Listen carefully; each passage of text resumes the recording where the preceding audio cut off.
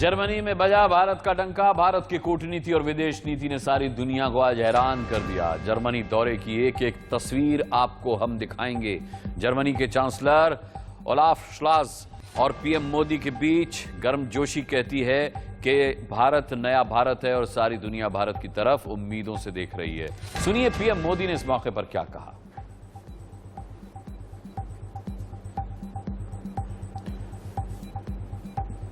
कई समझौतों पर हस्ताक्षर, ये आप देख सकते हैं। मजबूत होता भारत और दुनिया में ताकतवर बनने की छवि को मजबूत करता भारत।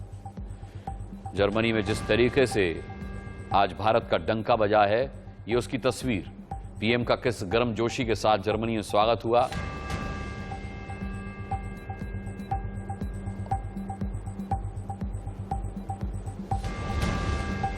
अब देखिए, यहां सबसे बड़ी बात यह है कि कूटनीतिक तौर पर देखें तो जर्मनी जो रूस के खिलाफ है, और एक हमारा देश है भारत जिसने रूस की अब तक निंदा नहीं की है। ऐसे में जर्मनी में जाकर के अपना डंका बजता हुआ देखना, भारत की ताकत को देखना और यह देखना कि जर्मनी में भारत की ताकत को पूरी दुनिया देख रही है, यह अपने आप में अद्वितीय है।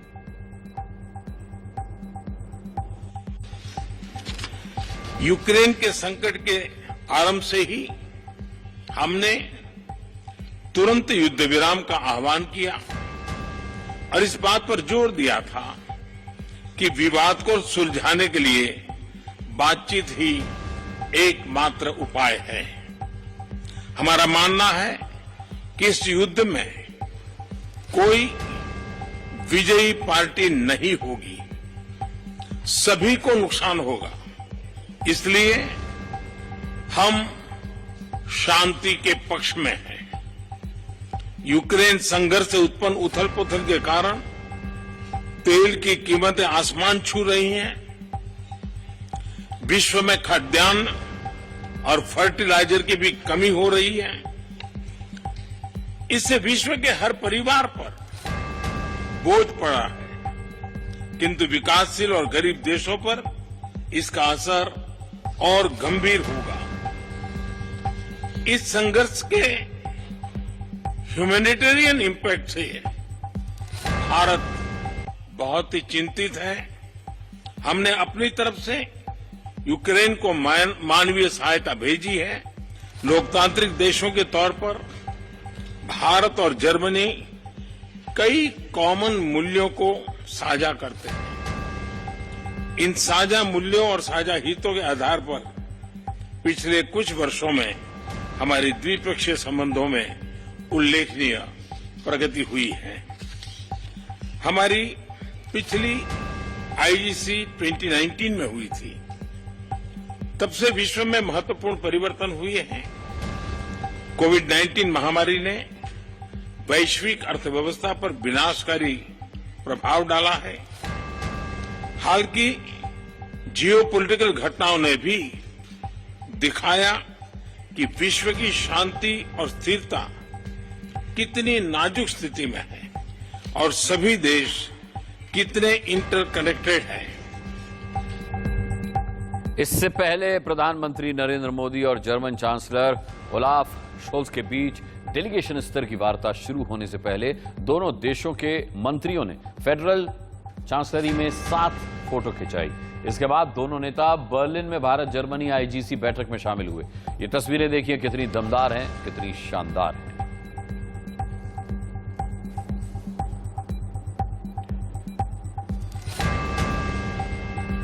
विदेश मंत्री आपको दिखाई दे रहे हैं। एस जयशंकर आपको इन तस्वीरों में दिखाई दे रहे हैं। रक्षा मंत्री दिखाई दे रहे हैं। आप देखिए, दोनों अपने समकक्ष के साथ वहां पर मौजूद हैं। भारत की ताकत को ये तस्वीर एक मजबूती देती है।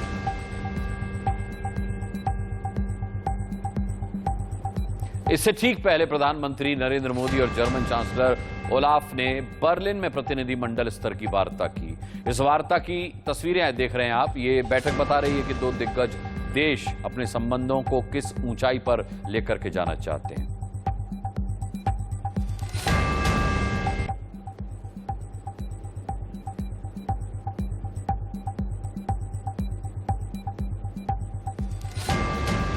भारत के प्रधानमंत्री नरेंद्र मोदी और जर्मन चांसलर ओलाफ शोल्स के बीच व्यक्तिगत मीटिंग भी हुई। दोनों ने आपस में अकेले में कई गंभीर मुद्दों पर चर्चा की।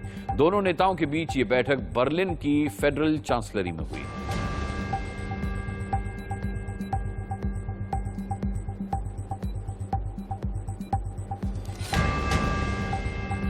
इस बैठक की ये तस्वीरें आप देख रहे हैं, ये व्यक्तिगत बैठक। इससे पहले प्रधानमंत्री नरेंद्र मोदी बर्लिन में जर्मनी के चांसलर ओलाफ शोल्स से मिलने पहुंचे तो उन्हें गार्ड ऑफ ऑनर दिया गया। विदेश मंत्री एस जयशंकर भी मौजूद हैं वहां पर पहले से ही।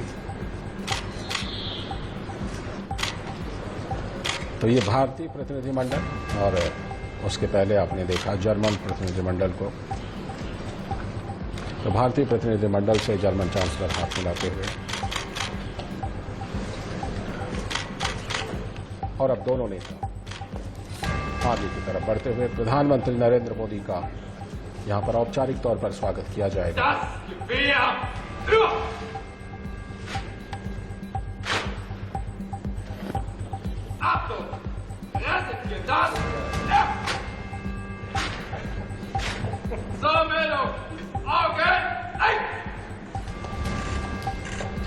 जर्मनी में सरकारी स्वागत जोरदार था तो प्रवासी भारतीयों ने भी मोदी की यात्रा को यादगार बनाने में कोई कसर नहीं छोड़ी। जर्मनी की सड़कों पर भारतीय ढोल नगाड़े गूंज रहे थे। परंपरागत वेशभूषा में मौजूद सैकड़ों भारतीयों ने भारत माता की जयकार से आसमान भर दिया। शिवाजी की वेशभूषा में उत्सव जैसा माहौल था जर्मनी में। यही नहीं, लोगों ने जमकर भगवा भी फहराया। देखिए दो तस्वीरें जर्मनी में भारतीय शान की।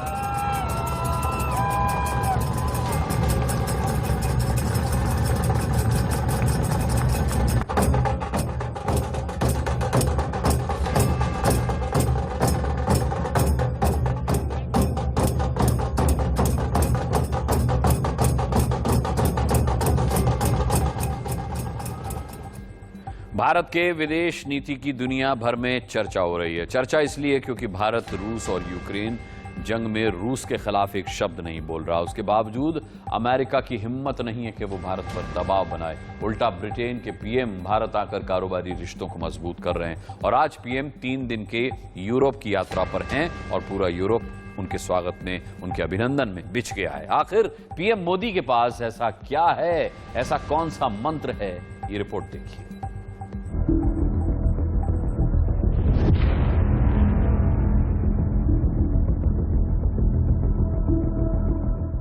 जर्मनी में पीएम मोदी के स्वागत की ये तस्वीरें भारत के बढ़ते हैसियत को बयां कर रही हैं।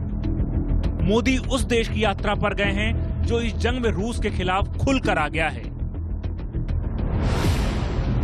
और भारत ने अब तक रूस की निंदा में एक शब्द नहीं बोला है। उसके बावजूद जर्मनी में भारत का भगवा पूरे दमखम के साथ फहरा रहा है। देखिए मोदी के स्वागत में ब्रेंडनबर्ग गेट का माहौल कैसे भगवामय हो गया है।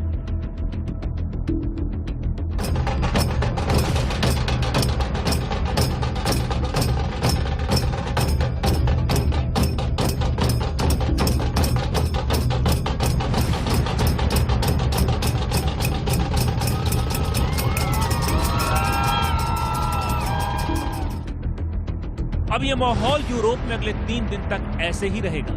पूरा यूरोप मोदी मोदी के नारों से गूंजेगा, भारत माता के जयकारों से गूंजेगा। क्योंकि 2 मई को Indo German inter governmental consultation में हिस्सा लेंगे पीएम। 3 से 4 मई को कोपेनहेगन में नॉर्डिक समिट में हिस्सा लेंगे मोदी जी और 4 मई को फ्रांस में इमैनुअल मैक्रों से मिलकर उन्हें उनकी जीत पर बधाई देंगे। रूस यूक्रेन जंग के बीच मोदी की यूरोप यात्रा के वैश्विक मायने क्या हैं? आइए समझते हैं पूर्व राजनयिक मुकुल सनवाल से। आर्थिक उन्नति है, इसकी तरफ मेरे ख्याल से प्रधानमंत्री का ज्यादा झुकाव होगा। जर्मनी में वो बिजनेस काउंसिल से मिल रहे हैं और जर्मनी इसकी मदद करने को तैयार भी है। जर्मनी का रुख भी रशिया के एकदम विपरीत नहीं है, क्योंकि 40% उसकी एनर्जी रशिया से आती है। वो फ्रांस में भी एक दिन के लिए रुक रहे हैं और फ्रांस के साथ हमारा मिलिट्री समझौता है। एक हवाई जहाज के इंजन बनाने की बात चल रही है, टेक्नोलॉजी ट्रांसफर की बात हो रही है। तो मेरे ख्याल से अब ये समय आ गया है कि यूरोप को भी सोचना पड़ेगा कि भारत अब एक कुछ ठोस मदद चाह रहा है, ठोस व्यापार या ठोस वार्तालाप या कोऑपरेशन की बात कर रहा है कि टेक्नोलॉजी ट्रांसफर हमको आप करिए, तभी हम आगे संबंध बढ़ाएंगे। आत्मनिर्भर भारत को मेरे ख्याल से प्रधानमंत्री वहाँ एक नया रूप देंगे। इस दौरान भारत जर्मनी डिप्लोमेटिक रिश्तों को 70 साल पूरे हो गए हैं। साथ ही साल 2000 से ही भारत जर्मनी स्ट्रेटेजिक पार्टनर भी है। इस दौर पर वो चांसलर स्कोल्ज के साथ रणनीतिक, क्षेत्रीय और वैश्विक विकास पर चर्चा करेंगे। जर्मन चांसलर और मोदी उद्योग सहयोग के लिए एक बिजनेस राउंड टेबल मीटिंग को भी संबोधित करेंगे। मोदी की इस यात्रा को लेकर विपक्ष भी गदगद है। I think it's good that the Prime Minister is again travelling in Europe. Obviously, we're looking at a very tense moment in international affairs, which has serious implications for the whole world, whether it's in the rising price of fuel, petrol, gas, whether it's in the rising price of commodities, shortage of commodities, disruption of supply chains. The whole world is affected. Poor countries are affected, rich countries are affected. And in these circumstances, I think that having a dialogue, talking to these countries, getting a sense of what is on their mind, and in turn, where you need to make your own position clear, making it clear, all of that is a very useful exercise, and I think it's important for India. साफ है, जब भारत को लेकर मोदी ने दुनिया का नजरिया बदल दिया तो विपक्ष क्या चीज है। सबसे अच्छी बात यह है कि जब बच्चे नेता को आदर्श मानने लगे तो यकीन मानिए आपके नेता में दम है और इसीलिए दुनिया उसकी दीवानी है। बहुत अच्छा था और मैंने उनसे कहा कि यू आर माई आइकॉन और मेरे को गर्व है कि आप हमारे देश के पीएम मोदी जी हैं। संजीव श्रीवास्तव जी हमारे साथ इस वक्त जुड़ गए हैं, विदेश मामलों के जानकार। बहुत बहुत स्वागत है संजीव जी आपका। अब देखिए, हाँ, लगातार हम बता रहे हैं कि जर्मनी जो है वो रूस का विरोधी है और भारत ने अभी तक रूस का विरोध नहीं किया है। ऐसे इस परिप्रेक्ष्य में प्रधानमंत्री की ये यूरोप यात्रा जो है ये पूरी दुनिया को क्या संदेश देती है संजीव जी? देखिए, ये जो यात्रा भारत के प्रधानमंत्री श्री नरेंद्र मोदी की यूरोप की है, ये बेहद महत्वपूर्ण है। ये एक ऐसे समय पे हो रही है कि जब पूरे यूरोप का जो सिक्योरिटी और इकोनॉमिक ऑर्डर है वो सीवियरली चैलेंज्ड है। जब से रशिया ने यूक्रेन के ऊपर हमला किया है और जिस तरीके से रशिया ने यूक्रेन के संकट को नेटो के एक्सटेंशन से जोड़ दिया है, ऐसे में ये जो पूरे अमेरिका और नेटो की जो क्रेडिबिलिटी का भी ये प्रश्न बन गया है। इसी वजह से पूरे यूरोप में एक अस्थिरता की स्थिति भी देखी जा रही है। एक ऐसी स्थिति देखी जा रही है जिसमें कि एक रणनीतिक अनिश्चितता है, एक आर्थिक रूप से भी यूरोप चैलेंज हुआ है। ऐसे में भारत जो कि विश्व का सबसे बड़ा लोकतांत्रिक राष्ट्र है, भारत विश्व की एक बड़ी आर्थिक और सामरिक महाशक्ति भी है और भारत पूरे विश्व के मामलों में प्रोएक्टिव तरीके से रिस्पॉन्सिबल भूमिकाएं निभा रहा है। तो ऐसे में भारत के प्रधानमंत्री का स्वयं यूरोप जाना और जर्मनी, फ्रांस और डेनमार्क में जो नॉर्डिक समिट होने वालों से मिलना अपने आप में एक बड़ा संदेश है कि आने वाले समय में भारत की विश्व के मामलों में जो रणनीतिक जो विषय होंगे उसमें जो भूमिका है वो निसंदेह बढ़ने वाली है। भारत का पूरे यूक्रेन संकट के संदर्भ में जो रुख है उसका भी मेरा ऐसा असेसमेंट है कि विश्व सम्मान करेगा। और भारत ने जो यूक्रेन के संकट के संदर्भ में जो स्टैंड लिया है वो बेहद जिम्मेदारी भरा स्टैंड है, बुद्धिमत्तापूर्ण है और भारत विश्व के महाशक्तियों के बीच में जो विश्वास का संकट है उसको और अधिक गहरा नहीं करना चाहता। भारत महाशक्तियों के बीच में संवाद का पक्षधर है। जैसा कि आपने अभी देखा कि प्रधानमंत्री नरेंद्र मोदी जब संबोधन दे रहे थे तो उन्होंने इस बात को स्पष्ट रूप से कहा कि भारत चाहता है कि शांति और संवाद के माध्यम से समस्या का समाधान हो। जो पार्टीज हैं वो नेगोशिएटिंग टेबल पर आए, वॉर फील्ड से वो हटे, हिंसा तुरंत बंद होनी चाहिए, अंतर्राष्ट्रीय कानूनों का, राष्ट्रों की संप्रभुता का, उनकी टेरिटोरियल इंटीग्रिटी का सम्मान होना चाहिए। तो भारत जो एक रूल्स बेस्ड ऑर्डर को जो है सपोर्ट करने वाला और उसे अधिक से अधिक सशक्त बनाने वाला राष्ट्र है और भारत की ये जो भूमिका है, जो ये स्टैंड है, मुझे लगता है कि बेहद जिम्मेदारी भरा स्टैंड है और विश्व को इस तरह के स्टैंड लेने वाले राष्ट्र की आवश्यकता होगी। इसी वजह से आने वाले समय में जैसे जैसे महाशक्तियों के बीच में विश्वास का संकट गहराएगा, विश्व में रणनीतिक अनिश्चितता बढ़ेगी, ऐसे में भारत की जो भूमिका है वो निसंदेह आने वाले समय में और अधिक महत्वपूर्ण होगी। और उस लिहाज से कैसे महत्वपूर्ण होगी और अपनी इस भूमिका से भारत को क्या मिलेगा? संजीव श्रीवास्तव जी, आगे भी आपसे इन तमाम पहलुओं पर मैं बात करूंगा, आप बने रहिएगा हमारे साथ। यहां पर एक छोटा सा ब्रेक ले रहे हैं, लेकिन कहीं मत जाइएगा। प्रधानमंत्री की यात्रा से जुड़े कई सवाल जिनका जवाब संजीव श्रीवास्तव जी से हम लेंगे एक छोटे से ब्रेक के बाद। ब्रेक के बाद एक बार फिर आपका स्वागत है। प्रधानमंत्री नरेंद्र मोदी एक बार फिर दुनिया के लोकप्रिय नेता चुने गए हैं। ग्लोबल लीडर अप्रूवल रेटिंग में पीएम मोदी 77% के साथ टॉप पर हैं। पीएम मोदी को दुनिया भर में वयस्कों के बीच सबसे ज्यादा रेटिंग मिली है। आपको दिखाते हैं वर्ल्ड लीडर में कैसे टॉप पर हैं मोदी। नरेंद्र मोदी 77%। आपको बता दें ये बाकी हस्तियों के साथ कैसे नंबर 1 है। मैकडेलना एडरसन 58%, जो बाइडेन 41% अमेरिका के राष्ट्रपति। जी हां, Emmanuel Macron 41%, Scott Morrison 41%, Olaf Scholz जिससे आज प्रधानमंत्री मिले हैं 38%, बोरिस जॉनसन 33% और 77% के साथ मोदी हैं सबसे टॉप पर। देखिए, आपको तस्वीरें दिखाते हैं और आज इन तस्वीरों से एक बात तो साफ हो गई कि भारत बदल गया है। भारत दमदार है, भारत समर्थ है, भारत सशक्त है। लेकिन कुछ सालों पहले ऐसा नहीं था। आइए आपको बताते हैं कि यह सफर हमने कहां से कहां तक तय किया है। यह भारत अब वो भारत नहीं है जिस पर चीन पीठ पीछे हमला कर दे। जब हम मजबूर थे अमेरिका से लाल गेहूं लेने को, जब निक्सन ने की थी इंदिरा से बदसलूकी, भारत को धमकाने बंगाल की खाड़ी में उतरा था अमेरिकी जंगी बेड़ा, जब भारत ने रखा था 47 टन सोना गिरवी, जब पाकिस्तानी आतंकी संसद या मुंबई में घुसकर हमला कर दे। अब ये वो भारत नहीं है। नया भारत बनाने के लिए पीएम ने गजब का संकल्प और गजब की इच्छा शक्ति का प्रदर्शन किया है। जी हां, पहले दिन से उन्होंने पूरी दुनिया में भारत की साख को बेहतर बनाने की कोशिश की है।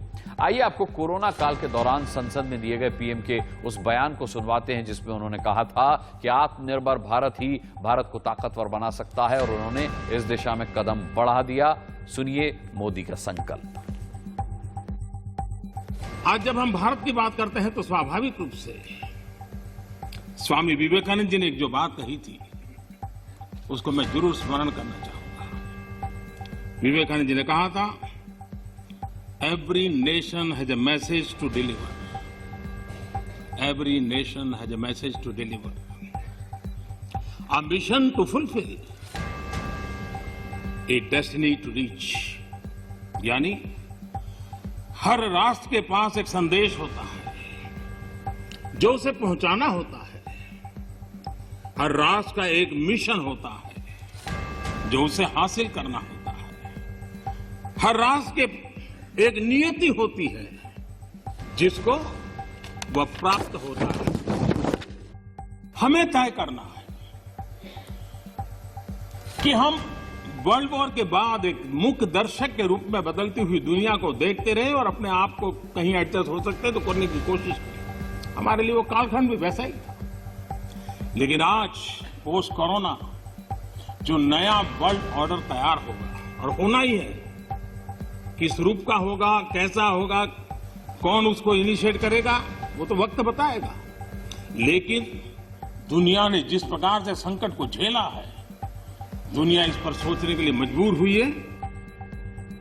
आत्मनिर्भर भारत जब बदला तो अतीत की सारी कमजोरियां पीछे छूट गईं।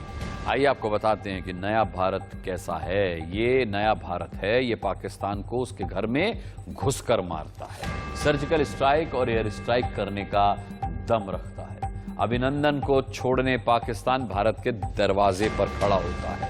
ये भारत गलवान में चीन से ज्यादा बलवान है। अमेरिका अब आंख नहीं दिखाता, न दबाव बनाता है भारत पर। यूक्रेन जंग में भारत पश्चिमी देशों की पोल खोलता है। यूक्रेन जंग में भी ब्रिटेन भारत आता है कारोबार करने के लिए। दुनिया के देश भारत से उम्मीद कर रहे हैं जंग को रुकवाने की। भारत रूस की निंदा नहीं करता, लेकिन नेटो देश भारत का विरोध नहीं कर पाते। भारत की स्वतंत्र विदेश नीति की सारी दुनिया कायल है, यहां तक कि पड़ोसी पाकिस्तान भी। दुश्मन पाकिस्तान भी भारत की विदेश नीति का फैन है। आपको याद होगा इमरान खान ने कहा था कि भारत की विदेश नीति का डंका पूरे देश में, पूरी दुनिया में बजता है। ये सबसे बड़ा सबूत है। सुनिए।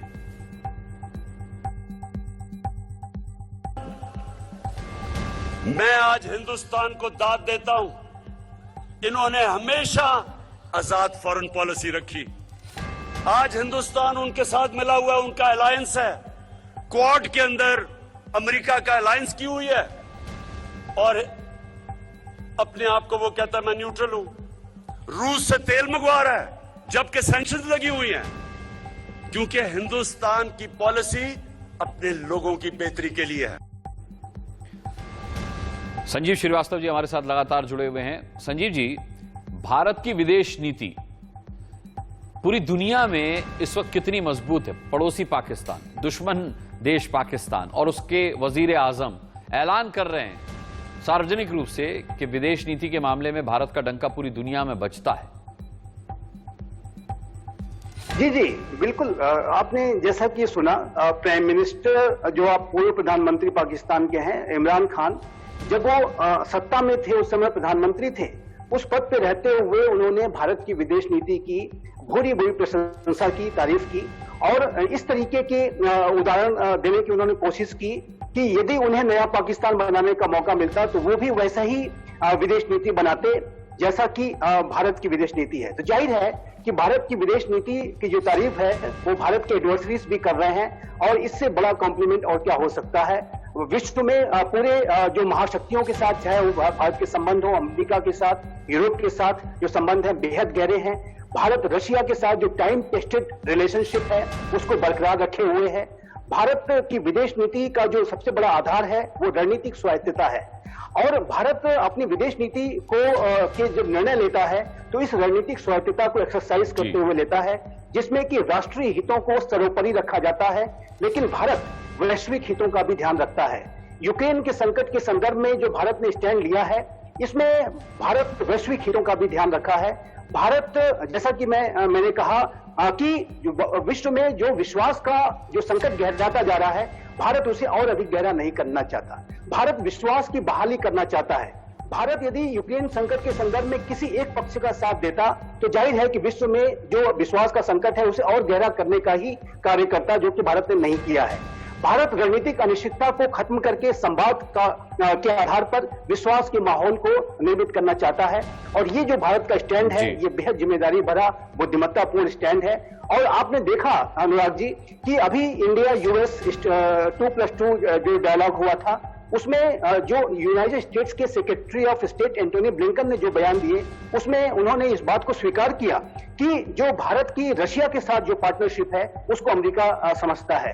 अमेरिका इस बात को भी उन्होंने स्वीकार किया था कि भारत की जो स्ट्रेटेजिक लोकेशन है वो इस बेहद चैलेंजिंग लोकेशन। जाहिर सी बात है, हम कह सकते हैं कि कूटनीतिक और रणनीतिक तौर पर विदेश नीति को लेकर भारत पूरी दुनिया में छाने जा रहा है और ये अपने एक सफलतम सफर की ओर अग्रसर है। बहुत बहुत धन्यवाद संजीव श्रीवास्तव जी इस तमाम बातचीत के लिए आपका। इसी के साथ आगे बढ़ेंगे हेडलाइंस के साथ।